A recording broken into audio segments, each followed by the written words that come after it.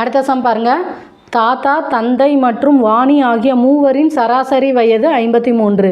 தாத்தாவின் வயதில் பாதி, தந்தையின் வயதில் 1/3 மற்றும் வாணியின் வயதில் 1/4 ஆகியவற்றின் கூடுதல் 65.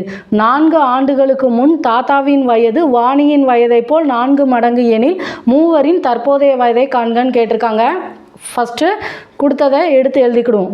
தாத்தாவுக்கு வந்து நம்ம எக்ஸுன்னு வச்சுக்கிடுவோம், தந்தைக்கு வந்து ஒய்ன்னு வச்சுக்கிடுவோம், வாணி வந்து இஜட்டுன்னு வச்சுக்கிடுவோம். அதாவது தாத்தாவின் வயது எக்ஸு, தந்தையின் வயது ஒய், வாணியின் வயது இஜட். இப்போ பாருங்கள், ஃபஸ்ட்டு வந்து தாத்தா, தந்தை மற்றும் வாணி ஆகிய மூவரின் சராசரி வயது 53ன்னு சொல்லியிருக்காங்க. இப்போ 2 எண் கொடுத்து சராசரி கேட்டாங்க அப்படின்னா, இப்போ 5, 8 இந்த 2க்கு சராசரினா 5ஐயும் 8ஐயும் கூட்டி அதை 2ஆல் வகுப்போம். இப்போ இதை என்ன செய்வோம்? தாத்தா, தந்தை, வாணி, தாத்தா, தந்தை, வாணி 3ஐயும் கூட்டி 3ஆல் வகுப்போம். அதோட சராசரி என்ன சொல்லிட்டாங்க? 53. அதாவது தாத்தா, தந்தை மற்றும் வாணி ஆகிய மூவரின் சராசரி வயது 53 சொன்னதுனால x plus y plus z divided by 3 = 53ன்னு எழுதியிருக்கோம். இப்போ இந்த வகுத்தலில் இருக்க 3 ஈக்குவல்ட்டுக்கு அங்கிட்டு போகும்போது பெருக்கல்லாம் மாறும். அப்போ x plus y plus z = 53 3ஆல் பெருக்கணும்னா 3 9 5 15 159ன்னு வரும். இது வந்து முதல் சமன்பாடு.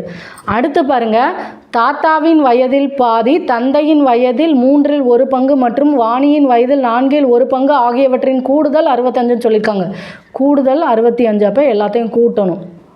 தாத்தாவின் வயதில் பாதினா தாத்தாக்கு வயது என்னது? எக்ஸ்ன்னு வச்சுருக்கோம். x/2 ப்ளஸ், ஏன் ப்ளஸ் போடுறோம்னா எல்லாத்தையும் கூட்டுனா 65ன்னு இருக்காங்க, அதனால் ப்ளஸ் போட்டுறோம். அதுவும் தந்தையின் வயதில், தந்தை வயது என்னது? ஒய், 3/1, 3/1னா 1/3ன்னு போடுவோம்.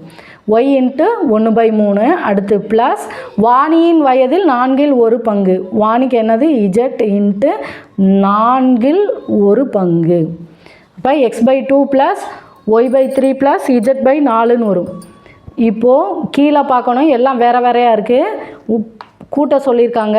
இப்போ நம்ம மீச்சிமா எடுப்போம். 2, 3, 4. மீச்சிமா வந்து நமக்கு வந்து 12ன்னு கிடைக்கும். ஃபஸ்ட்டு 2ஆல் போட்டோன்னா 1 2 2 3 அப்படியே இறக்கிறோம். 2 4.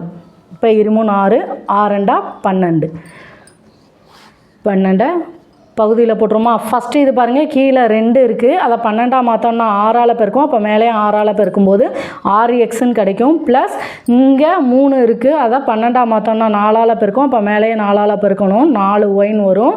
ப்ளஸ் இங்கே கீழே 4 இருக்குது, அதை 12ஆக மாற்றோம்னா 3ஆல் பெருக்கும். அப்போ மேலே 3ஆல் பெருக்கும். 3z = 65. இப்போ இந்த 12 ஈக்குவல்ட்டுக்கு இங்கிட்டு கொண்டு போமா? இப்போ வகுத்தலில் இருக்கிறது பெருக்கல்லாம் மாறும்.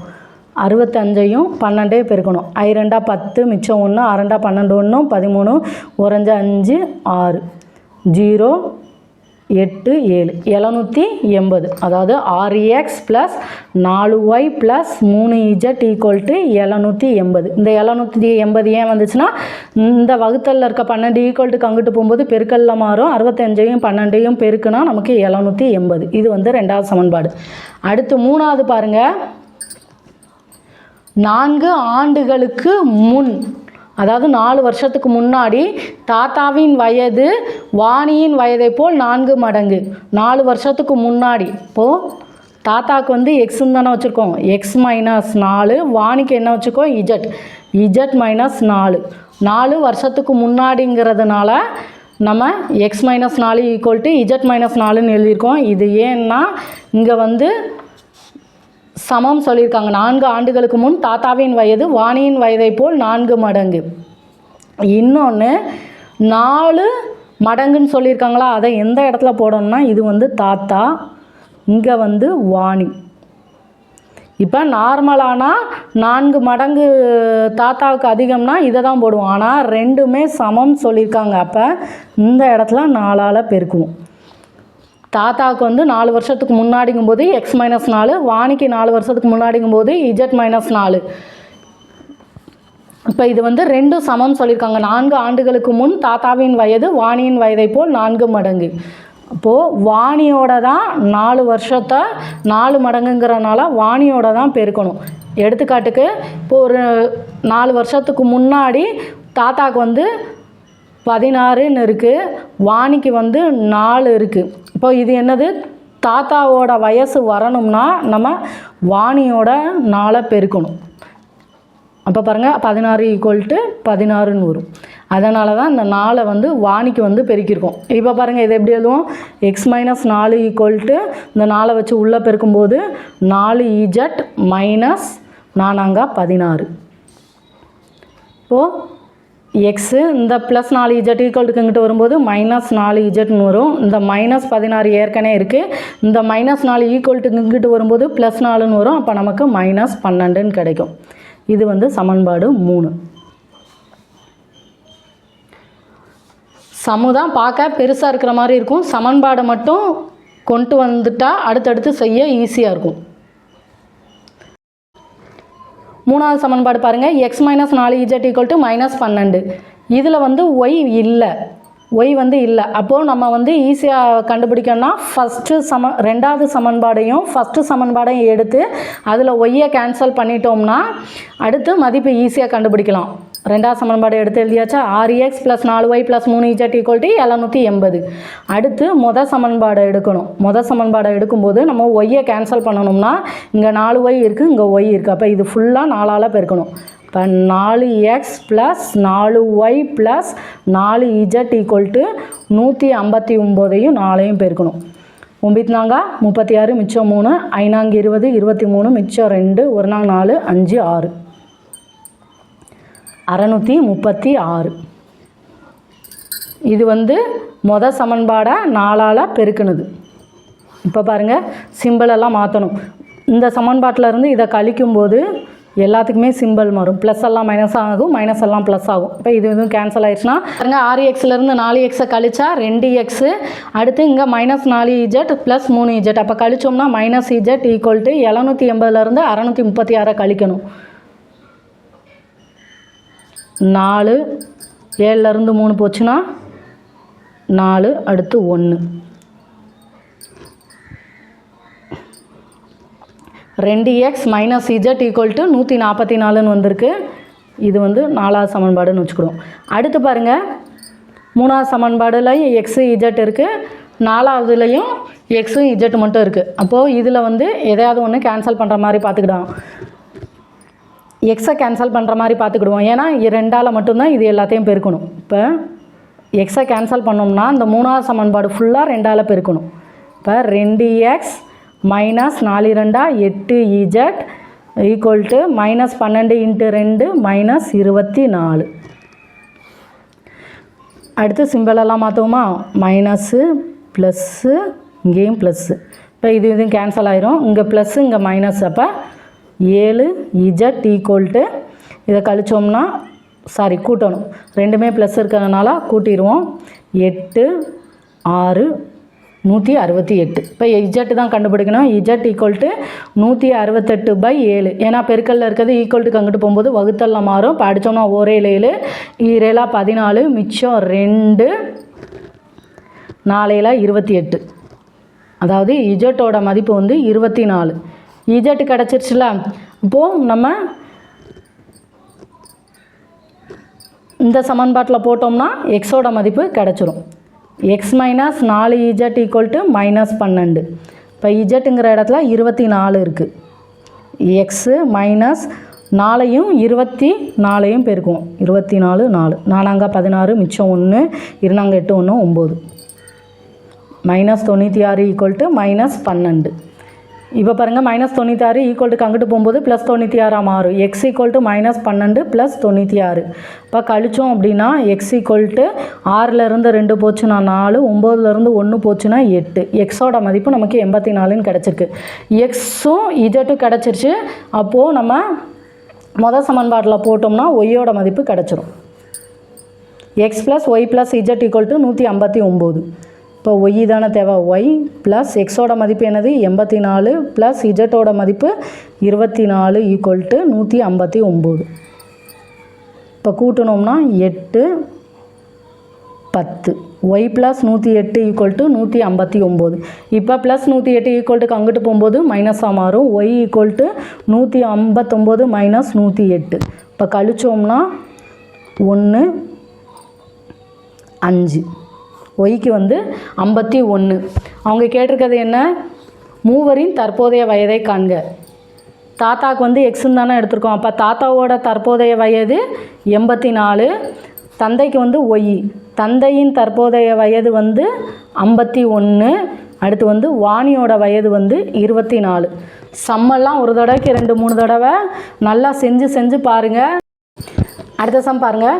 ஒரு மூவிலக்க எண்ணில் இலக்கங்களின் கூடுதல் 11 சொல்லியிருக்காங்க. அடுத்து இலக்கங்களை இடமிருந்து வலமாக வரிசை மாற்றினால் புதிய எண் பழைய எண்ணின் 5 மடங்கை விட 46 அதிகம். 10ஆம் இட இலக்கத்தின் 2 மடங்கோடு 100ஆம் இட இலக்கத்தை கூட்டினால் 1ஆம் இட இலக்கம் கிடைக்கும் எனில் அந்த மூவிலக்க எண்ணை காண்கன்னு சொல்லியிருக்காங்க. எடுத்துக்காட்டுக்கு 786ன்னு எடுத்துக்கிடுவோம். இதோட இலக்கத்தை கூட்டணும்னா 7 கூட்டல் 8 கூட்டல் 6. இப்போ நமக்கு இது வந்து என்ன இதுன்னு தெரியாதா, அதனால் எக்ஸ் ப்ளஸ் ஒய் ப்ளஸ் இஜெட்டுன்னு எடுத்திருப்போம். ஈக்குவல் டு அவங்க இலக்கங்களின் கூடுதல் என்ன சொல்லியிருக்காங்க? 11. அடுத்து பாருங்கள், இதை வந்து நம்ம என்ன செய்வோம்? 100வது இடத்துல இருக்கறனால நம்ம 700 ப்ளஸ் 2வது இடத்துல இருக்கறனால 80 ப்ளஸ் 6ன்னு தானே எழுதுவோம்.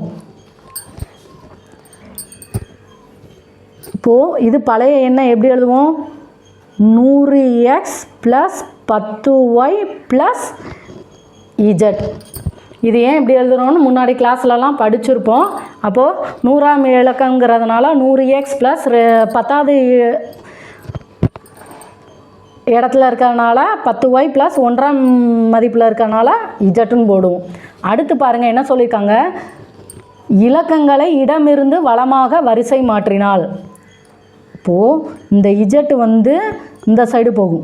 100 இஜெட் ப்ளஸ் 10y ப்ளஸ் இந்த இடத்துல எக்ஸு. இந்த எக்ஸு வந்து இங்கிட்டு வந்துடும். எக்ஸு இந்த மாதிரி மாற்றினா இந்த எண் வந்து இப்போ புதுசாக மாற்றுறதுனால இந்த எண் வந்து 100 z plus 10y plus x equal to புதிய எண் வந்து பழைய எண்ணின் 5 மடங்கை விட 46 அதிகம். இதோட 5 மடங்கை விட 46 அதிகம் சொல்லியிருக்காங்க. இந்த புதிய எண் வந்து பழைய எண்ணோட 5 மடங்கை விட 46 அதிகம் சொல்லியிருக்காங்க. அதனால தான் 100 z plus 10y plus x equal to 5 into 100x plus 10y plus z plus 46ன்னு எழுதுகிறோம். இப்போ பாருங்கள், 100 z plus 10y plus x equal to இந்த 5 வச்சு உள்ளே பெருக்கணும்னா 500x plus 10 into 5 50y plus 5 z plus 46. அடுத்து பாருங்கள், இதெல்லாம் இந்த சைடு கொண்டு வந்துடும். அடுத்து 46 வந்து அந்த சைடு கொண்டு போயிடுவோம். இப்போ 500x அடுத்து இந்த எக்ஸ் இங்கிட்டு வரும்போது மைனஸ் எக்ஸாக மாறும். ப்ளஸ் 50y இந்த ப்ளஸ் 10y ஈக்குவல்ட்டுக்கு இங்கிட்டு வரும்போது மைனஸ் 10yயாக மாறும். ப்ளஸ் 5 இஜெட் இந்த 100 இஜெட் ஈக்குவல்ட்டுக்கு இங்கிட்டு வரும்போது மைனஸ் 100 இஜெட்டாக மாறிடும். ஈக்குவல் டு இந்த ப்ளஸ் 46 ஈக்குவல்ட்டுக்கு அங்கிட்டு போகும்போது மைனஸ் 46ன்னு மாறும். அடுத்து பாருங்கள், 500 எக்ஸ்லேருந்து எக்ஸ் கழிச்சோம் அப்படின்னா 499x. 50yலேருந்து 10y போச்சுன்னா ப்ளஸ் 40y. அடுத்து இங்கே பெரிய நம்பரில் மைனஸ் இருக்குது. மைனஸ் 100லேருந்து 5 போச்சுன்னா 95 இஜெட் ஈக்குவல் டு மைனஸ் 46. இது வந்து 2வது சமன்பாடு. இது முதல் சமன்பாடு. அடுத்து பாருங்கள், 10ஆம் இட இலக்கத்தின் 2 மடங்கோடு. 10ஆம் இடம் இலக்கம் என்னது? y. இதோட 2 மடங்குனா 2y. 100ஆம் இட இலக்கத்தை கூட்டினால் 100ஆம் இடத்துல என்ன இருக்குது? இது 1 10 100 எக்ஸு. 1ஆம் இட இலக்கம் கிடைக்கும். இதை ரெண்டையும் கூட்டினா 1ஆம் இட இலக்கம் இஜெட் கிடைக்கும்னு இருக்காங்க. 2y ப்ளஸ் எக்ஸு, அதாவது 10ஆம் இட இலக்கத்தின் 2 மடங்கோடு ஒய்யோட 2 மடங்கோடு 100ஆம் இட இலக்கம் வந்து எக்ஸு. இதை கூட்டினா நமக்கு 1ஆம் இட இலக்கம் கிடைக்கும் சொல்லியிருக்காங்க. அதனால தான் 2y plus x equal to இஜெட்டுன்னு எழுதியிருக்கோம். இப்போ இஜெட் அந்த சைடு கொண்டு வந்துட்டோம்னா x plus 2y minus z equal to 0. இது வந்து 3வது சமன்பாடுன்னு வச்சுக்கிடுவோம். இப்போ வந்து நம்ம இஜெட்டை கேன்சல் பண்ணிடலாமா? ஃபஸ்ட்டு இது பாருங்கள், x plus y plus z equal to 11. அடுத்து மூணாவது x plus 2y minus z equal to 0. இப்போ இதுவும் கேன்சல் பண்ணிட்டோம்னா 2x plus 3y equal to 11. அடுத்து பாருங்கள், நம்ம மூணாவது சமன்பாடையும் ரெண்டாவது சமன்பாடையும் எடுத்து இஜட்டை கேன்சல் பண்ணுவோம். ஏன் அப்படின்னா மொதல் சமன்பாடை கூட எடுக்கலாம். மொதல் சமன்பாடை எடுத்தால் இதை பெருக்கும்போது இந்த சைடும் 95ஆல் பெருக்கணும். இங்கே மூணாவது சமன்பாடை எடுத்தால் ஈக்குவல் டு அங்கிட்டு 0 இருக்குது. அதனால் ரெண்டாவது சமன்பாடையும் மூணாவது சமன்பாடையும் எடுத்துக்கிடுவோம். ரெண்டாவது சமன்பாடு என்னது? 499x plus 40y minus 95 Z equal to minus 46. மூணாவது சமன்பாடு இஜட்டை கேன்சல் பண்ணோம்னா எல்லாத்தையும் 95ஆல் பெருக்கணும். இப்போ ரெண்டையும் இங்கே ஒன்று இல்லாட்டி ஒன்று இருக்கதா அர்த்தம். ஒன்றையும் 95 பெருக்குனா 95x ப்ளஸ் 2ஐயும் 95 பெருக்குனா 190y minus 95 Z equal to 0. அடுத்து பாருங்கள், இங்கேயும் மைனஸு இங்கேயும் மைனஸு. அப்போ இந்த சமன்பாடை ஃபுல்லாக கழிக்கணும். கழிக்கும்போது மைனஸ் எல்லாம் ப்ளஸ் ஆகும், ப்ளஸ் எல்லாம் மைனஸ் ஆகும். இப்போ இதுவும் கேன்சல் ஆயிரும். இதிலேருந்து இதை கழிச்சோம்னா 4 0 4x. 190லேருந்து 40 கழிச்சோம்னா 150y. பெரிய நம்பருக்கு மைனஸ் இருக்கிறதுனால மைனஸ் போட்டோம். இது மைனஸ் 46. அடுத்து பாருங்கள், இங்கே வந்து 150y, இங்கே வந்து 3y. இப்போ 3 150 மாற்றோம்னா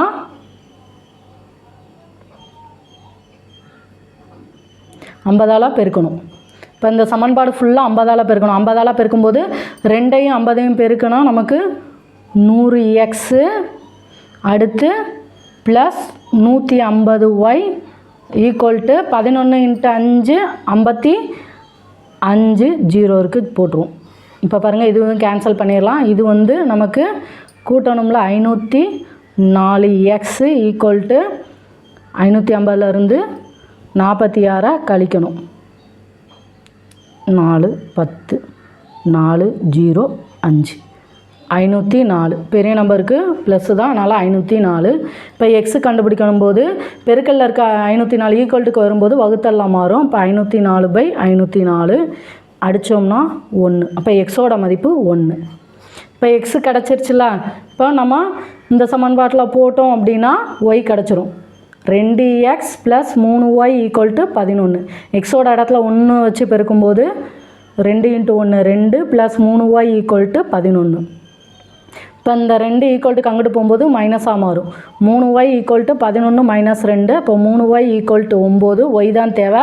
ஒய்யை மட்டும் வச்சுட்டு பெருக்கல்ல இருக்க 3 ஈக்குவல்ட்டுக்கு அங்கிட்டு வரும்போது வகுத்தெல்லாம் மாறும். இப்போ நமக்கு ஒய் வந்து 3ன்னு கிடைக்கும். 1 3 3 3 9. அப்போ ஒய் வந்து 3. எக்ஸும் ஒய்யும் கிடச்சிருச்சு. இதில் போட்டோம் அப்படின்னா x plus y plus z equal to 11. இஜட்டோட மதிப்பு கிடச்சிரும். எக்ஸ் வந்து என்னது 1 ப்ளஸ் ஒய் வந்து 3 plus z equal to 11. 4 plus z equal to 11. இந்த ப்ளஸ் 4 ஈக்குவல்ட்டுக்கு அங்கிட்டு போகும்போது மைனஸில் மாறும். 11 மைனஸ் 4. அப்போ இஜட் வந்து 7. அதாவது எக்ஸு வந்து 1, ஒய் வந்து 3, இஜட் வந்து 7. இப்போ நம்ம செக் பண்ணிடலாமா? X plus y plus z equal to 11. 1 plus 3 plus 7 10 1 11. இப்போ 11 வந்துடுச்சு. அடுத்து பாருங்கள், இதுலேயும் போட்டு செக் பண்ணிடலாம். 2y plus x equal to இஜட்டுன்னு சொல்லியிருக்காங்க. 2 × y 2 × 3 ஒய்க்கு பதிலாக 3 2 3 6 ப்ளஸ் எக்ஸ் வந்து 1 7. இஜட்டோட மதிப்பு 7. அதே மாதிரி நம்ம இதுலேயும் செக் பண்ணாலும் ஆன்சர் வந்து கரெக்டாக தான் வரும். அவங்க சம்மில் என்ன கேட்டிருக்காங்க, அந்த மூவிலக்க எண் என்னன்னு கேட்டிருக்காங்க. மூவிலக்க எண்ணா XY Z. எக்ஸுங்கிற இடத்துல 1, இஜட்டுங்கிற இடத்துல ஒய்ங்கிற இடத்துல 3, இஜட்டுங்கிற இடத்துல 7. 137. அடுத்த சம் பாருங்கள். 5 10 மற்றும் 20 ரூபாய் நோட்டுகளின் மொத்த மதிப்பு ரூபாய் 105 மற்றும் மொத்த நோட்டுகளின் எண்ணிக்கை 12. முதல் 2 வகை நோட்டுகளின் எண்ணிக்கையை இடமாற்றம் செய்தால் முந்தைய மதிப்பை விட ரூபாய் 20 அதிகரிக்கிறது எனில் எத்தனை 5 10 மற்றும் 20 ரூபாய் நோட்டுகள் உள்ளனன்னு கேட்டிருக்காங்க. இப்போ ஃபஸ்ட்டு வந்து நம்ம மொத்த நோட்டுகளின் எண்ணிக்கையை எடுத்துக்கிடுவோம். 5 ரூபாய் நோட்டு இருக்குது, 10 ரூபாய் நோட்டு இருக்குது, 20 ரூபாய் நோட்டு இருக்குது. இதை கூட்டுனா மொத்தம் எண்ணிக்கை வந்து 12ன்னு இருக்காங்க. 5 ரூபாயை வந்து எக்ஸ்ன்னு வச்சுக்கிடுவோம், 10 ரூபாயை வந்து ஒய்ன்னு வச்சுக்கிடுவோம், 20 ரூபாயை வந்து இஜெட்டுன்னு வச்சுக்கிடுவோம். அப்போ x plus y plus z வந்து 12.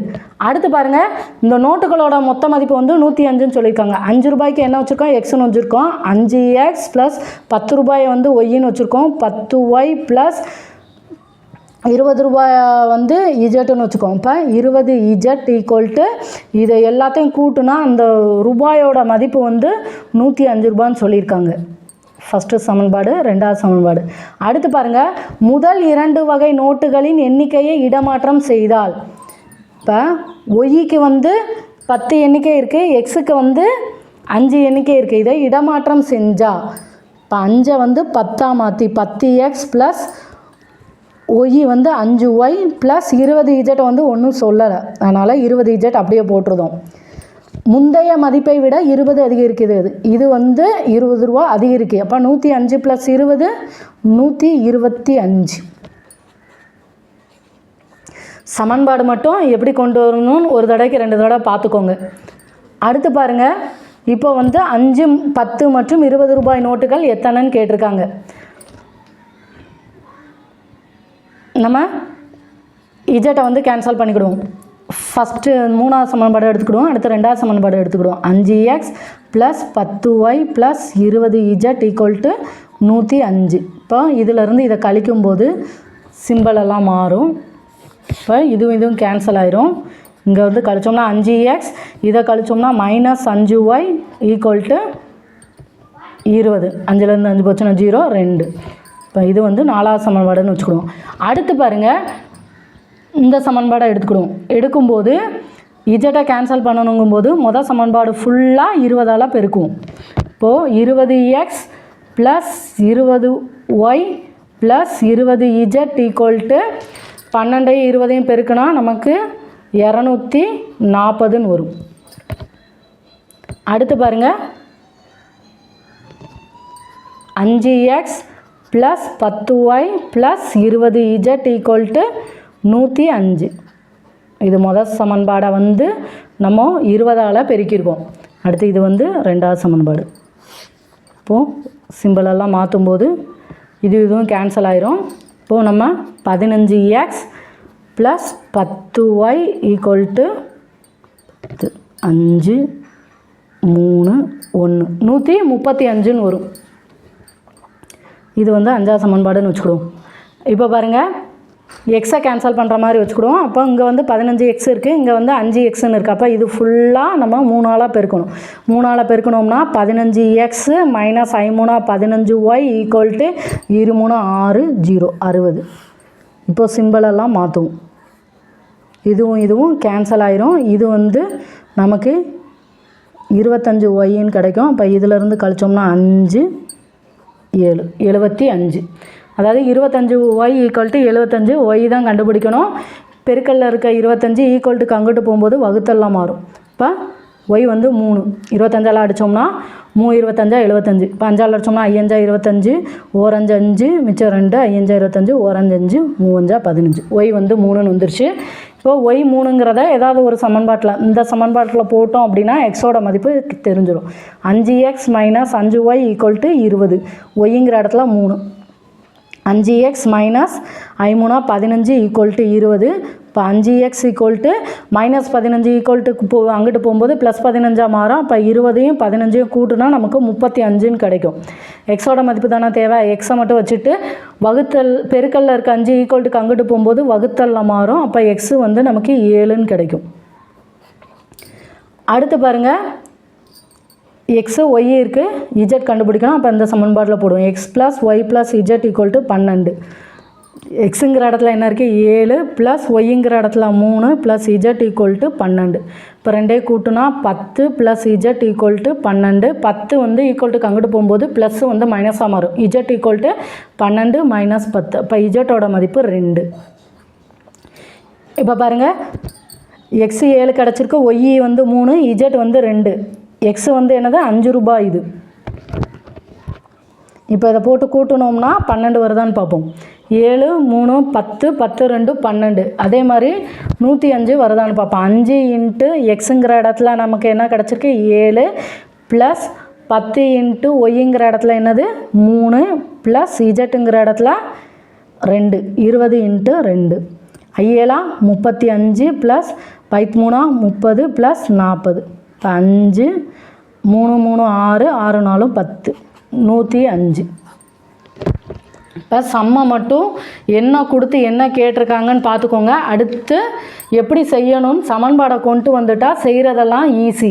இப்போது ஒரு தடவைக்கு 2-3 தடவை செஞ்சு பார்த்தீங்கன்னா கொஞ்சம் ஈஸியாக இருக்கும். சம்மை பார்க்க மட்டும் செய்யாதீங்க. உங்களால் எந்த லெவலுக்கு செஞ்சு பார்க்க முடியுமோ அது வரைக்கும் செஞ்சு பாருங்கள். சம்மில் என்ன கேட்டிருக்காங்க, எத்தனை 5 10 மற்றும் 20 ரூபாய் நோட்டுகள் உள்ளன. இப்போ 5 ரூபாய் நோட்டுகள் வந்து எத்தனை இருக்குது 7, 10 ரூபாய் நோட்டுகள் எத்தனை இருக்குது 3, 20 ரூபாய் நோட்டுகள் வந்து 2 இருக்குது. டிஎன்பிஎஸ்சிக்கு இப்போ தான் புதுசாக படிக்க வாரீங்க அப்படின்னா கண்டிப்பாக மேக்ஸ் புக்கு வச்சுக்கோங்க. மேக்ஸ் புக்கு வச்சுட்டு எல்லா சம்மையும் முடிஞ்ச அளவுக்கு செஞ்சு பாருங்கள். எடுத்ததுமே பழைய கொஸ்டின் பேப்பரெல்லாம் பார்க்காதீங்க. எல்லா கொஸ்டினும் எப்படி செய்யணும்னு புக்கை வச்சு பார்த்துட்டு ஓரளவு புக்கை வச்சு செஞ்சு பார்த்துட்டு அடுத்து ப்ரீவியஸ் இயர் கொஸ்டின் பாருங்கள். அப்போ தான் ஈஸியாக இருக்கும்.